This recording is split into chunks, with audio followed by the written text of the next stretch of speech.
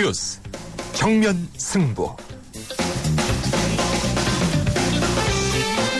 안녕하십니까. 뉴스 정면 승부의 김상호입니다.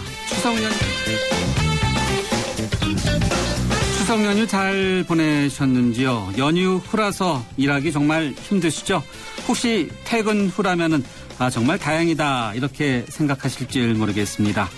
박근혜 대통령의 대선 공약인 기초연금이 당초 공약보다 뒤로 후퇴할 것으로 알려지면서 정치권에서 크게 논란이 일고 있습니다.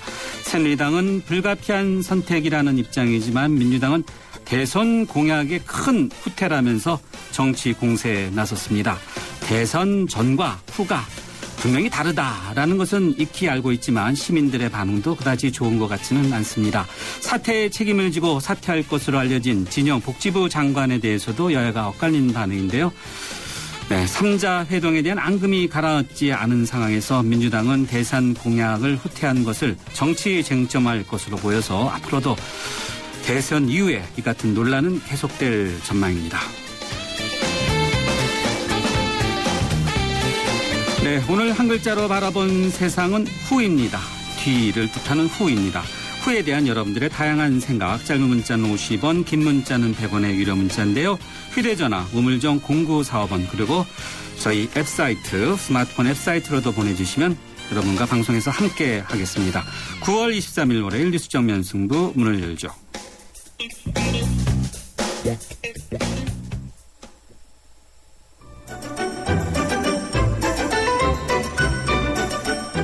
친절한 숙현 씨의 까칠한 뉴스.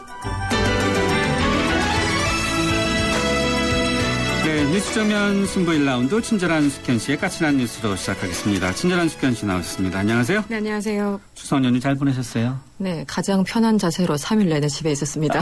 그러세요? 네. 네. 3일 내내 집에 계셨다 그러는데 민주당은 이제 입장을 정리한 것 같아요. 그렇습니다. 오늘 민주당이 의총을 열었는데요. 결국은 원내외 투쟁을 동시에 하기로 의견을 모았습니다. 김한길 대표는 원내외 병행 투쟁을 강화하자는 의견이 절대 다수였다라고 얘기를 하면서 정기국회 전면 참여를 전격 결정했습니다.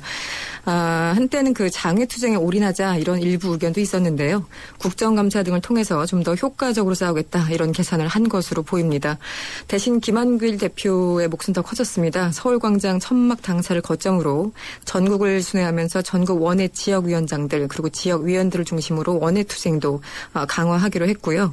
동시에 국정원 개혁을 위해서 시민사회 인사들과 국민연대를 추진하기로 결정했습니다. 원내 투쟁과 원외 투쟁을 병행한다는 것인데 양쪽을 다 한다. 두 마리 토끼를 잡겠다 이런 전략 아니겠어요? 네네. 네, 잘하면 좋은데 두 마리 토끼를 다 못 잡을 수도 있을 것 같은데. 참 힘들죠. 사실은요. 네. 새누리당과 민주당이 협의할 여러 가지 사항도 많죠.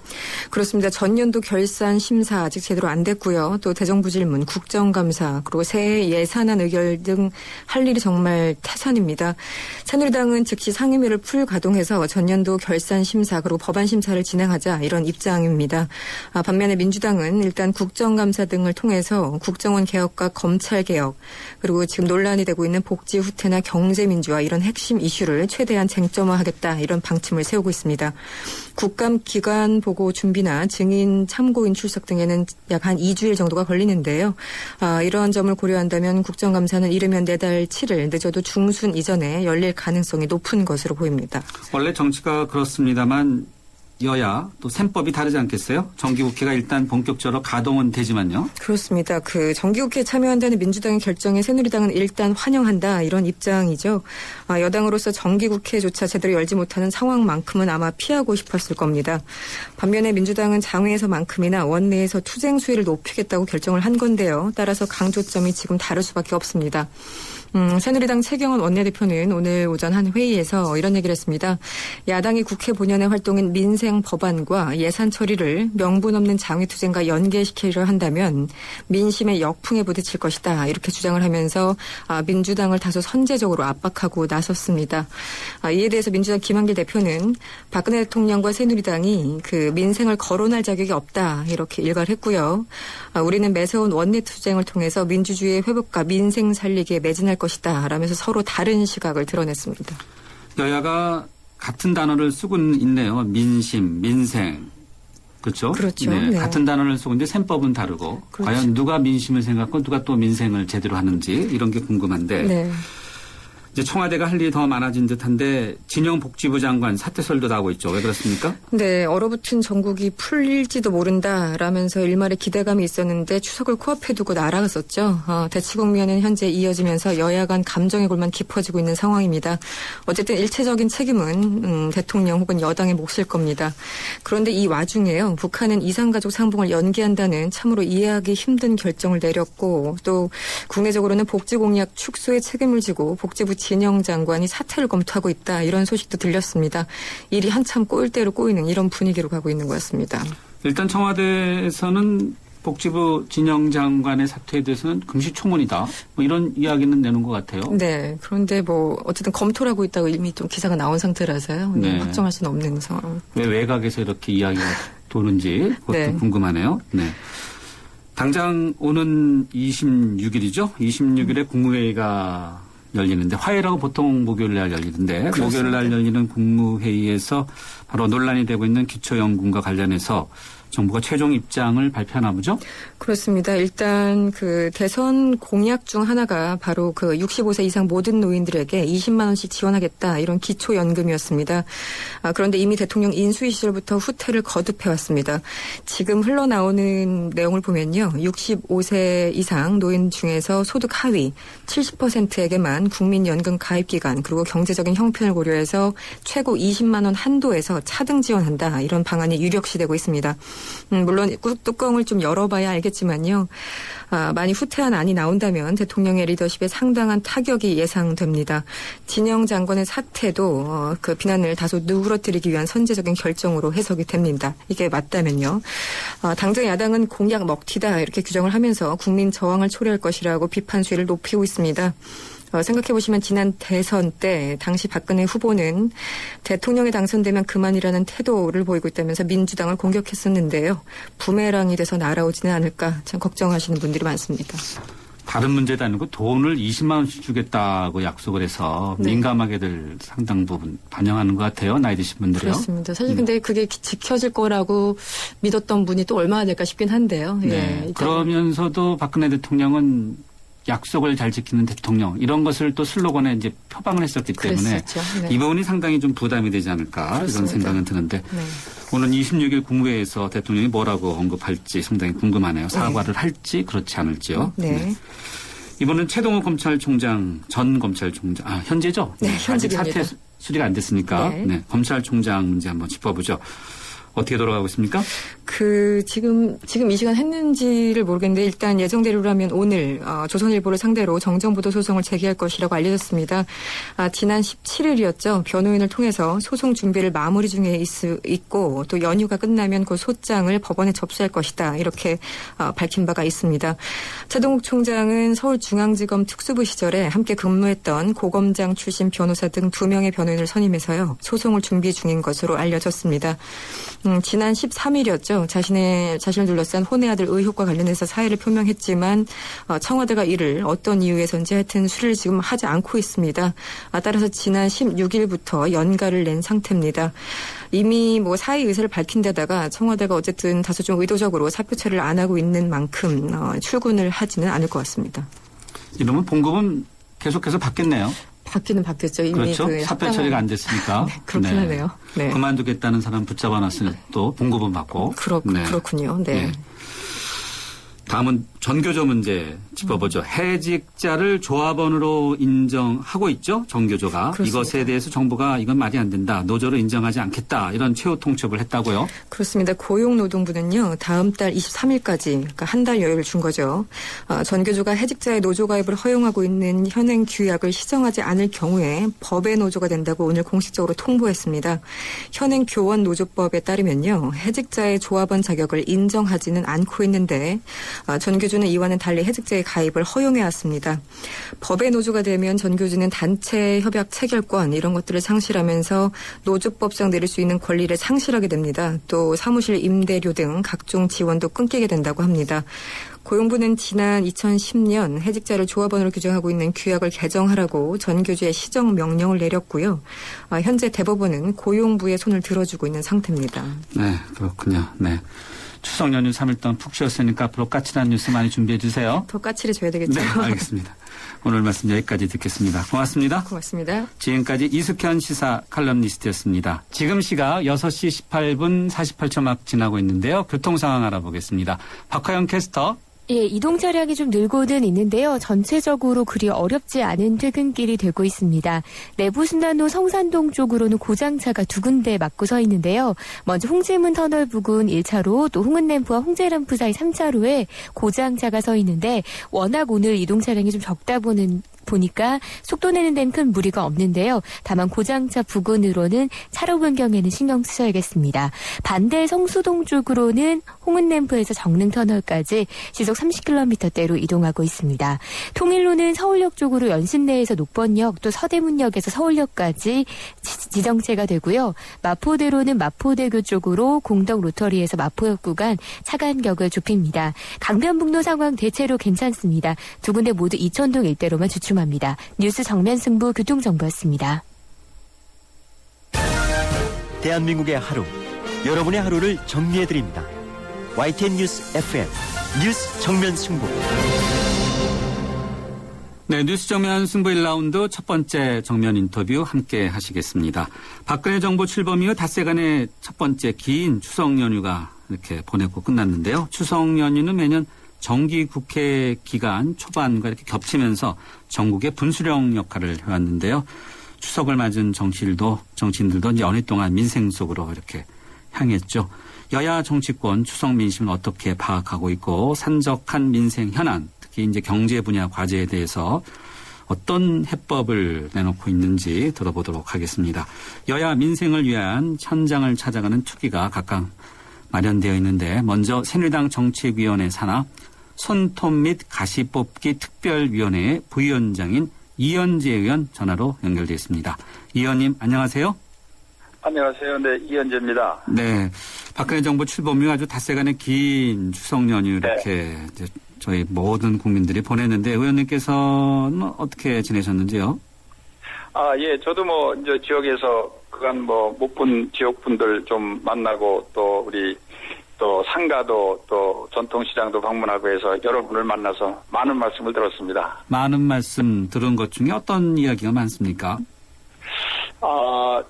우선 좀 국회가 제대로 빨리 이 정상화돼서 좀 서민 민생을 좀 보살펴라. 예. 그리고 그 민주당 이렇게 거리 투쟁에 대해서는 거부 의견을 많이 얘기를 하시면서 예. 그걸 좀 다수당인 새누리당이 예. 그렇게 떼쓰는 걸 좀 이렇게 좀 확 수습을 못하느냐. 네.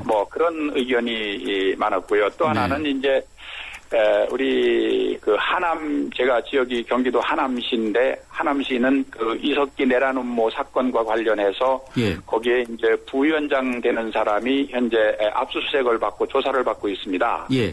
그래서 이제 하남시에서 그 단체에 예산을 한 5, 6억 이렇게 매년 지원하고 있기 때문에 거기에 대해서 굉장히들 비분간계하면서 그런 것을 정말로 국가에서 좀 제대로 좀 대처해야 되는 거 아니냐는 그런 말씀도 많이 주셨습니다. 네, 그렇군요. 야당이 떼쓰는 것에 대해서 확 수습을 못하냐라고 했을 때 뭐라고 설명하셨습니까?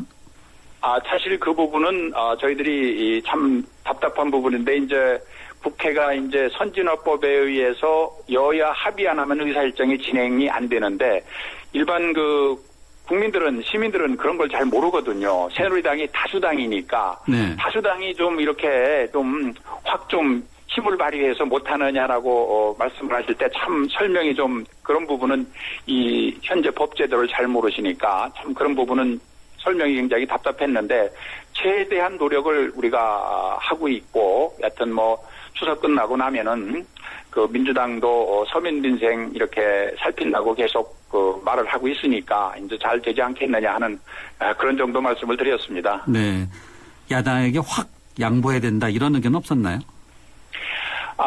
지금 그 거리 투쟁하는 거에 대해서는 대부분 사람들이 좀 너무 무리한 거 아니냐, 억지가 아니냐 하는 그런 지적이셨고, 그렇더라도 새누리당이 좀 어떻게 다수당이니까 좀 포용을 좀 할 수 있는 방안을 좀 내야 되는 거 아니냐는 그런 말씀들은 일부 있었습니다. 네네. 네. 자, 국회가 이제는 열리겠지만은 추석까지는 이제 제대로 열리지 않아서 민생 법안들이 제대로 처리될 수 있을까 걱정이 많았는데 여야 대표와 또 대통령의 3자 회담에 대해서는 어떤 계들 반응을 보이셨나요? 3자 회동에 대해서는 박근혜 대통령께서 원칙을 가지고 잘하는 거 아니냐는 그러한 평들을 좀 많이 하시고요. 예. 민주당이 지나치게 무조건 모든 문제에서 사과해라. 그거는 조금 너무 지나친 거 아니냐는 그런 반응들이 많았습니다. 네. 예를 들면은 검찰총장은 사실은 불륜 문제거든요. 그런데 그걸 가지고 대통령이 사과하라, 이건 말이 안 되지 않느냐 하는 그런 지적들을 많이 하시더라고요. 네. 추석 밥상머리에서 불륜 문제를 또 이야기 삼아서 네, 할 수밖에 없었던 우리 정치 현실이 좀 답답하기도 한데요. 경제민주화. 이게 공직자의 윤리 문제거든요. 그거는. 네. 자, 그리고 경제민주화 또 복지 공약 문제와 관련해서 계속해서 뜨거운 감정, 오늘 특히 말이 많지 않습니까? 박근혜 대통령의 복지 공약, 대선 공약의 후퇴다, 이런 지적들도 많은데 의원님께서 어떻게 좀 보고 계신지요?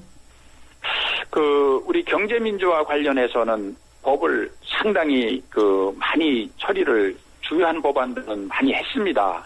그런데 이제 모두 경제민주화라고 그러니까 모든 걸 그냥 노사 문제까지 심지어 근로자들 복지 문제까지 경제민주화로 들고 나오는 것은 지나친 점이 있다고 생각하고요. 그러나 경제민주화는 계속 추진해 나간다는 확고한 방향을 가지고 있고요.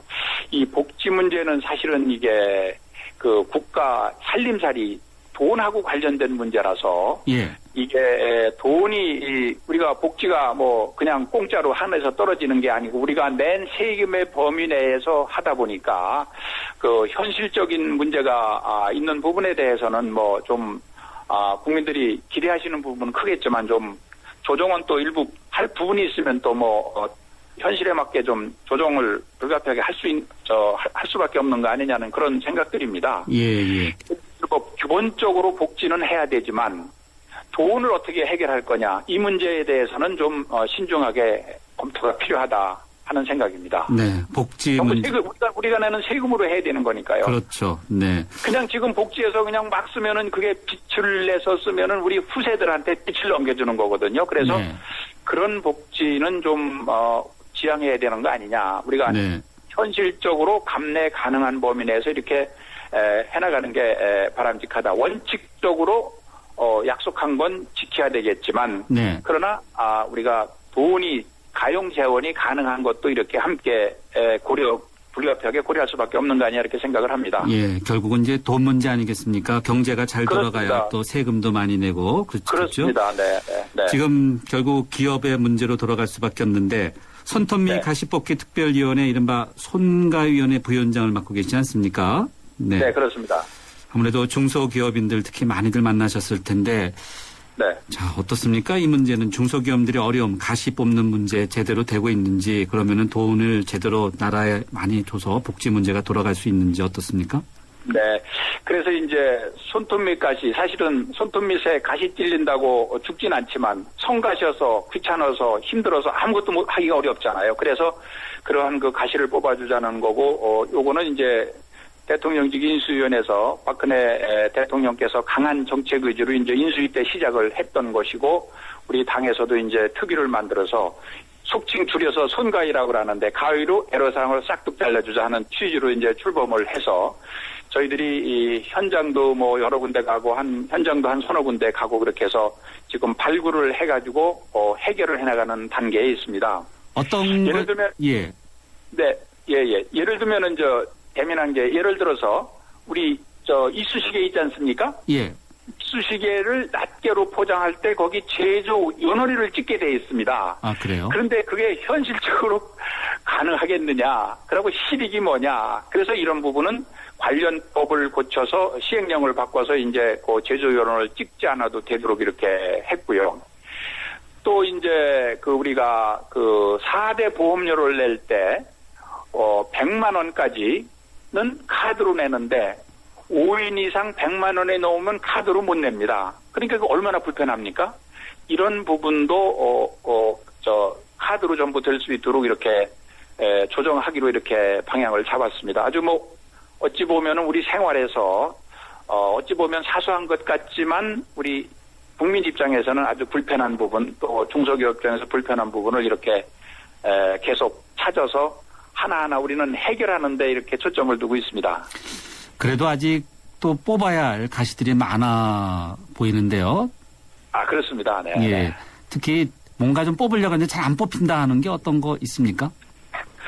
글쎄요, 뭐, 여러 가지가 많은데 또 이런 게 있습니다. 그 기업 하시는 분들이 은행에서 돈을 빌리려면은 보증기관에서 예를 들면 신용보증기금이나 기술신용보증기금에서 보증서를 끊어옵니다. 보증서를 끊어서 은행에 제출해서 그 대출 받는 기간이 한 뭐 2, 3개월 걸리거든요. 그때도 수수료를 납부하는 겁니다. 그러니까 그 부담이 한 4, 50만 원씩 된다는 겁니다. 사실은 이게 어찌 보면 간단한 것 같지만 보증서를 끊어서 은행에 대출을 받기 위해서 보증서를 끊는데 대출을 받을 시점부터 보증료를 내면 되지만은 그 전에 2, 3개월 낼 필요는 없는 거 아닙니까? 그래서 이런 부분도 이제 우리가 좀 해결을 좀 해나가려고 이렇게 하고 있습니다. 국회에서 여야 의원들이 이 문제는 거의 한결같이 같은 의견으로 좀 처리가 가능합니까? 그렇습니다. 기업의 어떤 그 애로사항, 그 손톱 및 가시를 뽑자는 데는 모두가 일치를 하고요. 다만 여기도 손톱 및 가시라는 것은 우리가 제도나 현실이 불합리해서 생기는 건데 모두 다 그냥 손톱 및 가시라고 들고 나오는 부분이 있거든요. 모든 것을 이걸로 해결하고 그거는 조금 지나치다고 보고요. 그러나 여하튼 우리 현행 제도가 미비하든지 제도가 있었는데도 불합리해서 안 돌아간다든지 그런 부분은 우리가 적극적으로 해결을 해줘야 된다고 생각하고 우리 새누리당에서도 우리 손가위에서 그렇게 노력을 하고 있습니다. 네. 앞으로도 계속 해나갈 겁니다. 네. 이제 이 문제는 그러니까 여야 간에 경색된 정국이라도 별로 크게 타격은 받지 않는다는 설명이시죠? 그렇죠. 이게 우리 야당이나 우리 여당이나 다 민생 중소기업 서민 다 얘기합니다.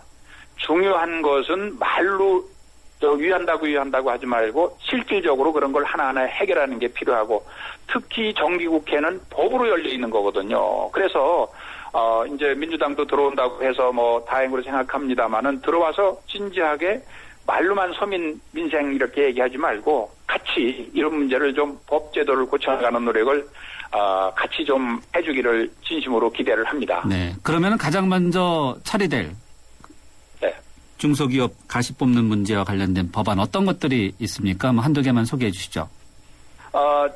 예를 들면은 지금 그 이쑤시개 낱개 포장하는 거 있지 않습니까? 네.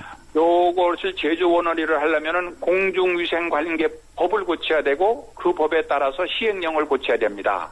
예. 그래서 그런 공중위생관리법을 고치는 게 필요합니다.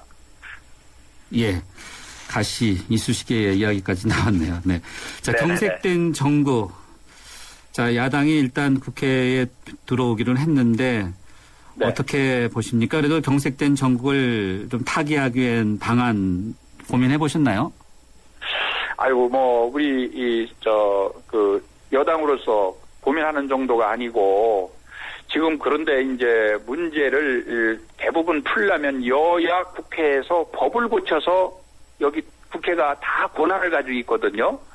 그런데 이제 자꾸 정치적으로 검찰총장 혼의 아들 대통령이 사과해라 이런 거 자꾸 너무 이렇게 대통령만 보고 뭘 하는 부분이 굉장히 저는 개인적으로 굉장히 그 부분은 잘못된 거 아니냐. 물론 여당 대통령이 국정을 총괄하니까 대통령한테 요구할 수 있지만 중요한 것은 국회에서 관련 법을 고치는 게 국회의 우리 고유 권한이고 국회 말고는 할 수가 없기 때문에 여야 간의 대화를 통해서 또 협의를 통해서 그리고 국회 선진화법 때문에 여당 단독으로 처리할 수 있는 게 없습니다. 야당의 협조가 반드시 필요합니다. 예. 그건 아주 강력한 무기거든요. 그래서 정말로 서민 민생 국민을 위해서 민주당 또 우리 새누리당이 힘을 합쳐서 그런 문제는 좀 같이 좀 진지하게 노력을 해주실 것을 좀 다시 한번 좀 부탁을 드리고 싶습니다. 네. 민주당은 그런데 국회로 들어와서 비상국회 운영본부 설치 24시간 네. 계속해서 상시 체제, 투정 체제로 운영하겠다 이런 방침인데 국회가 말 네. 그대로 정상화될 수 있을까요? 그래서 이제 이제 국회로 들어온다고 민주당도 했으니까 정상화 되겠죠. 다만 국회가 정말로 국민의 대변 기관으로서 서민, 민생, 중소기업 이런 것을 위한다는 자세로 가야지 국회로 들어와서 정말로 국회 선진화법 때문에 여야 합의가 안 되면 안 된다는 것을 무기로 삼아서 이게 투쟁의 장소화돼서는 안 된다고 생각을 합니다. 그래서 그런 부분은 정말로 24시간 운영본부 좋은데 그 운영본부라는 것은 정말로 서민, 민생 어려운 정말로 추석 때 다녀보고 라면은 그 시장 상인들, 소상공인들 정말로 하루하루가 힘들고 그냥 죽겠다고 합니다. 정말로 그분들을 위해서 문제를 풀어가는 야당의 그러한 24시 운영본부가 좀 됐으면 좋겠습니다. 예, 알겠습니다. 의원님 오늘 말씀 여기까지 듣겠습니다. 감사합니다. 예, 감사합니다. 네, 추색 민생 현장 탐방과 관련해서 새누리당 이현재 의원을 만났습니다. 잠시 후 2라운드에서는 민주당의 홍종학 의원을 만나보겠습니다. 스케일이 다른 수도권 최대 신도시 KTX 개통 시 강남 수서역까지 20분 일과 생활이 함께하는 사족 신도시. 이제 더 큰 감동의 오케스트라가 동탄 이 신도시에서 연주됩니다. 도시의 감동, 생활의 감탄. 동탄 이 신도시는 LH 한국토지주택공사와 경기도시공사가 함께합니다. 2013 YTN 연중기획 화합과 소통 함께 가는 대한민국 방송인 하일씨입니다. 제가 한국에 처음 왔을 때 적응 안 됐고 힘들었고 낯설었거든요. 근데 이젠 대한민국 국민이 되고 이곳을 사랑하게 해준 것은 바로 한국인들이 저에게 보여준 정이라고 제가 생각합니다. 요새 우리 주변에 사시는 다문화 가정들이 많지요. 외모나 문화는 다르지만 서로 이웃이라는 마음을 갖고 포용해야 된다고 제가 생각합니다. 저에게 한국을 사랑할 수 있게 만든 우리의 소중한 유산 정. 이제 서로 소통하며 함께 정을 나눠보시면 어떨까요?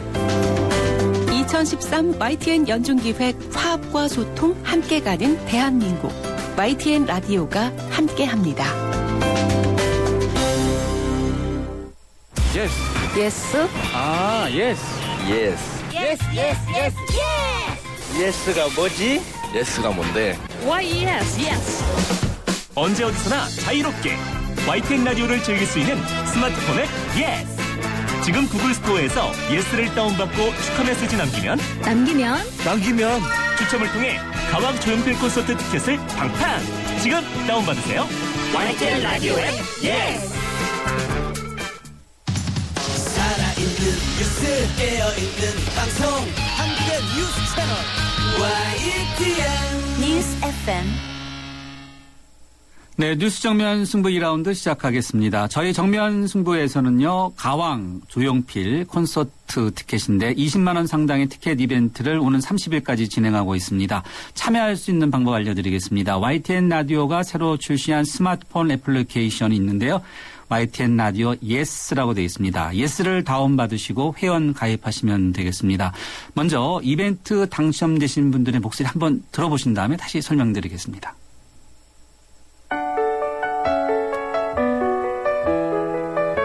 안녕하세요. 이벤트 당첨자 구리 사는 김영구입니다. 저는 YTN 라디오 청취자인데요. 평소에 많은 정보를 얻으려고 꾸준히 청취하고 있습니다. 외근이 잦은 업무라 이젠 예스 어플로 어디서든 쉽게 청취할 수 있게 되었고요. 이제 예스 어플로 어디서든 쉽게 청취할 수 있게 되었습니다. 이벤트 당첨자라는 행운도 얻게 되었고요. 이번 추석에 가족들을 챙기는 아내에게 조용필 콘서트를 선물할 수 있게 되어 참 행복합니다. 유용한 정보들이 많은데 취업 준비생들이 같이 이 어플을 다운받아서 들을 수 있었으면 좋겠습니다. 청취자 여러분, 예스 어플 많이 사랑해 주세요. 감사합니다.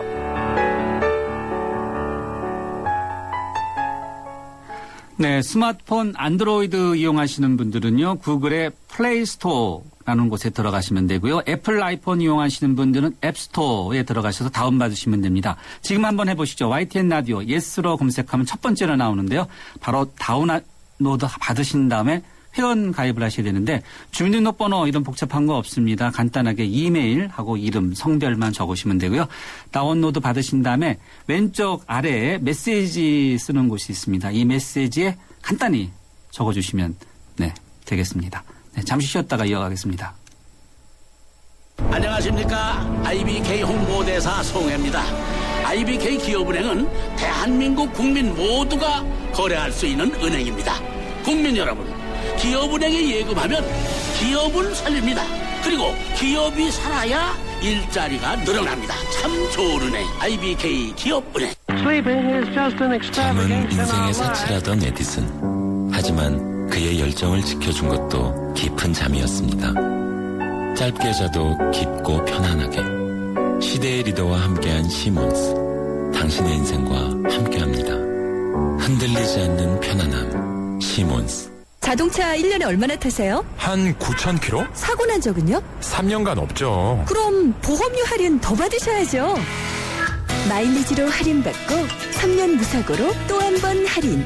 악사 다이렉트 자동차 보험 1566 악사 다이렉트. 가입 시 유의사항을 꼭 확인하세요. 네, 정면 승부 2라운드 두 번째 정면 인터뷰 함께 하시겠습니다.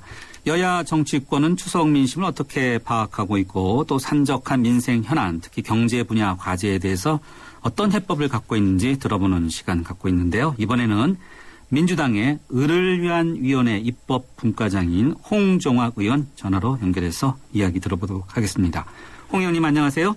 네, 안녕하세요. 네, 박근혜 정부 출범 이후 닷새간의 긴 첫 번째 추석 연휴를 저희가 보냈는데 의원님께서는 어떻게 보내셨는지요? 네, 많은 분들을 만나가지고 추석 민심도 들었고요. 개인적으로는 의정활동 구상도 좀 했고요. 어제는, 천막당사에 나가서, 또 하루 종일 지냈습니다. 바쁘게 보내셨네요. 네. 민심 어떻던가요? 일단은 추석 연휴가 시작되기 전에, 우리 김한길 대표님하고 박근혜 대통령님하고 이제 만나지 않으셨습니까? 예. 거기에 대해서들 얘기들이 많으셨고요. 많이들 충격을 받으신 것 같으세요. 그래서, 대통령하고 야당 대표가 만났는데. 예. 그렇게 아무 성과 없이 끝냈다는 거에 대해서, 특히 이제 요즘 굉장히 어려운데요. 민생이 어려운 상황에서 정치권이 그렇게 됐다는 거에 대해서 많이들 섭섭해하고 계셨습니다. 그다음에 아무래도 이제 대통령께서 그동안 사실 기자회견 한 번 안 하셨잖아요. 그러니까 대통령 되시고 나서 거의 이렇게 국민들을 상대로 해서 얘기를 하신 적이 없는데, 예. 야당 대표하고 이렇게 만나는 것이 처음 이렇게 국민들에게 알려졌는데요. 거기에 대해서 상당한 충격들을 받으신 것 같더라고요. 그래서 약간 대통령께서 예상외로 소통을 잘 못하신다, 이런 얘기들을 많이 하신 것 같습니다.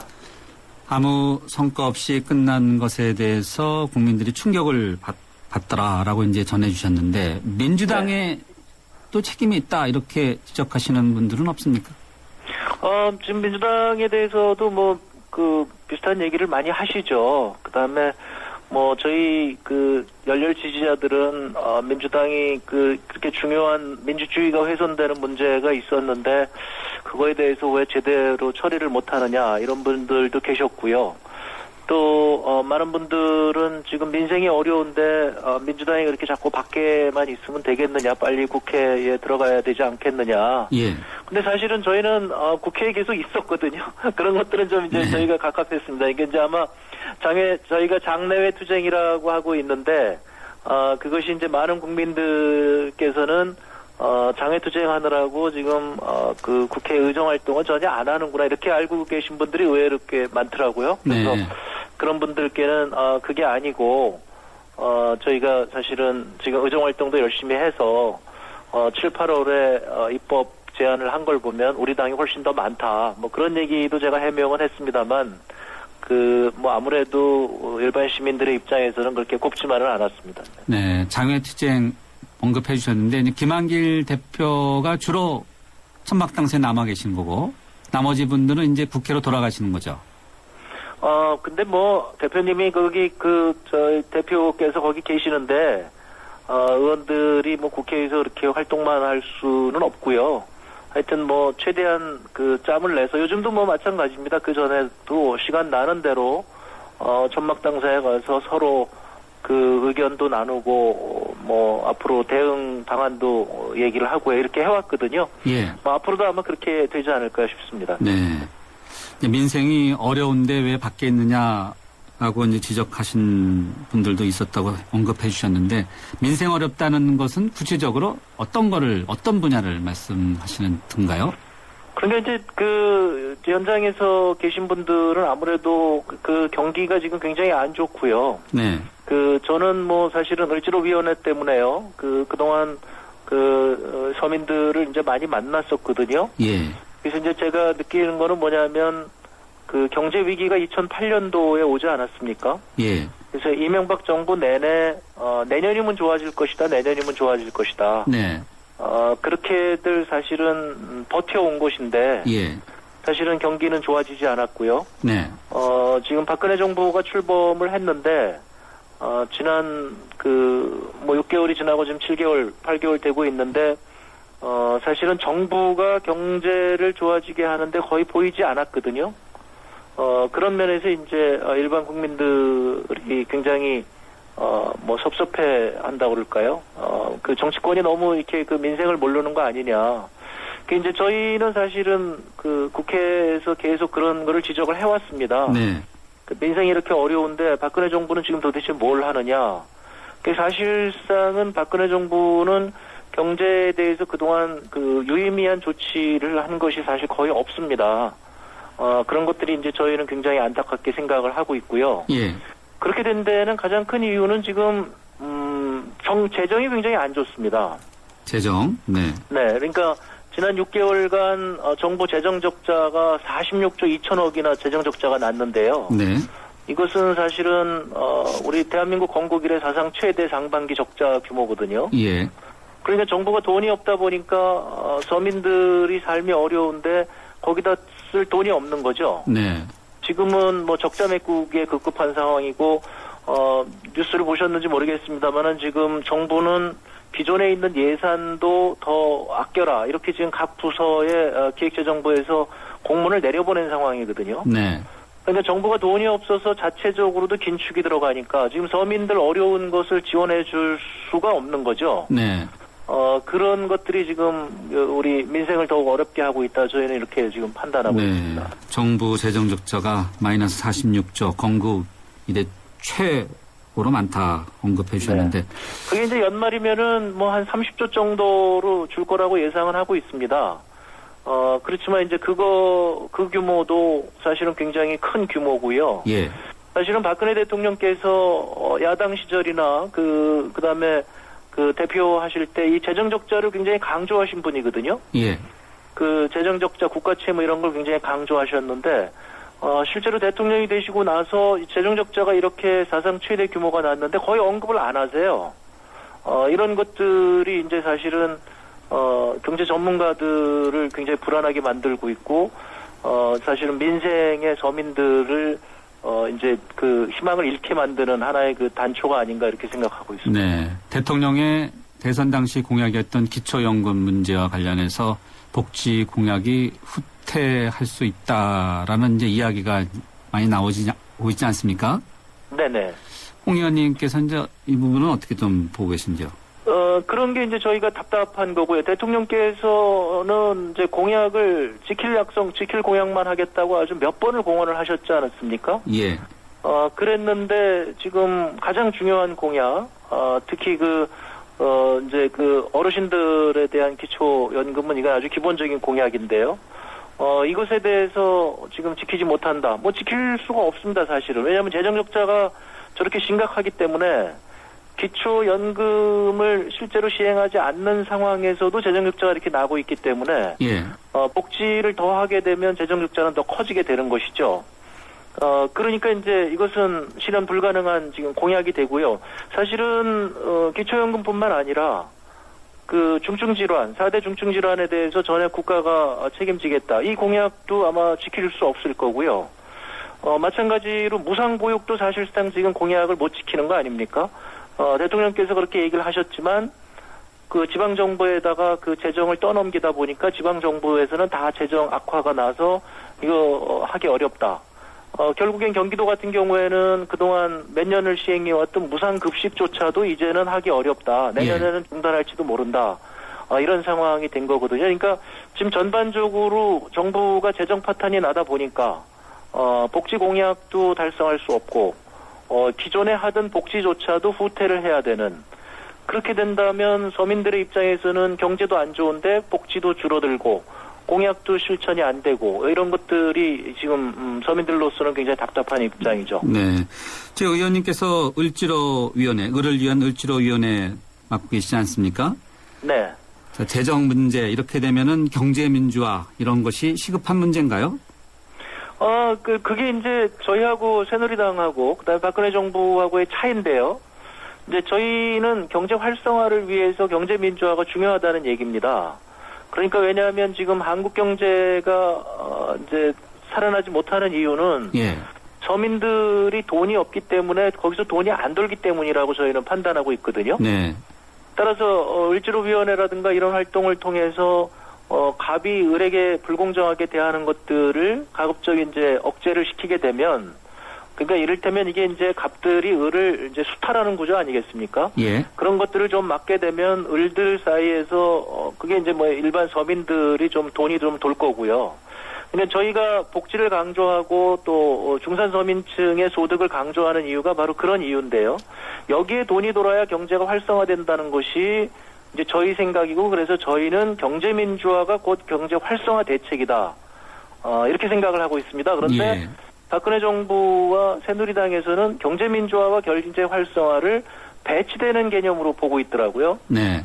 그래서 경제 민주화는 서민들이 너무 어려우니까 선거 때 표를 잡기 위해서 얘기를 했지만, 지금은 경제 활성화가 중요하니까 경제 민주화를 뒤로 미루자 이렇게 얘기를 하고 계시는데, 저희는 그거는 잘못된 거라고 보고요. 네, 경제 민주화가 중단을 해도 되느냐, 이것은 저는 서민들에게 물어봐야 된다고 생각합니다. 예, 알겠습니다. 그러니까 재벌이 골목상권에 침투를 해서 경제 민주화 화두가 나왔기 때문에 이제 경제 민주화를 더 이상 안 해도 재벌이 골목상권에 침투 안 하겠느냐. 그다음에 갑과 을의 그런 불공정인 거래 관행이 이제 정부가 개입을 안 해도 괜찮겠느냐. 그런데 저희가 지금 현장에서 만난 서민들의 얘기는 전혀 그렇지 않다는 거거든요. 예. 네, 그런 면에서 저희는 좀 답답함을 느끼고 있습니다. 네, 알겠습니다. 저희 YTN 라디오 예스 어플로 이제 청취자분이 주신 질문인데요. 홍종학 의원님, 우유값 오르는 건 을지로위원회 소속 의원으로서 어떻게 생각하시는지요? 라고 이렇게 질문 주셨는데요. 네, 저희도 이제 굉장히 답답한데요. 그러니까 지금 서민들의 소득은 오르지 않는데 서민들 물가는 자꾸 오르고 있거든요. 예. 근데 이 서민들 물가가 오르는 것들이 대개 한국 경제가 독과점 구조로 되어 있기 때문에 그렇습니다. 지금 우유 같은 경우도 2-3개 업체가 지금 공급하지 않습니까? 예. 그러니까 이게 자연스럽게 담합이 가능한 구조라는 것이죠. 네. 그러니까 한 업체가 올리면 이게 그냥 약속이나 한 듯이 다른 업체들도 따라서 올리는 상황이라는 겁니다. 예. 그런데 우리나라 공정거래위원회가 이와 같은 담합을 다 억제할 수는 없습니다. 네. 그러다 보니까 이제 이런 상황이 자꾸 벌어지는데요. 현재의 우유값 인상이 그런 영향이 있다고는 제가 장담은 못 하겠습니다. 그렇지만 우리나라 구조상 대부분의 생필품 가격이 이렇게 거대 기업 몇 개가 독과점을 하고 있기 때문에 네. 이렇게 이제 이런 문제가 생긴다. 저는 그 정도는 말씀드릴 수 있을 것 같습니다. 예, 알겠습니다. 의원님 오늘 말씀 여기까지 듣겠습니다. 감사합니다. 네, 고맙습니다. 네, 지금까지 민주당의 홍종학 의원이었습니다. 남편은 누워 쉴 수 있는 휴가를, 아내는 로맨틱한 휴가를, 아이는 마음껏 뛰놀 수 있는 휴가를 원한다면 셋이 따로 가거나 셋이 몰디브로 가거나 어디에도 없던 휴가 몰디브에 있습니다. 대한항공 스리랑카 몰디브 주 3회 운항. Excellence in flight. Korean Air.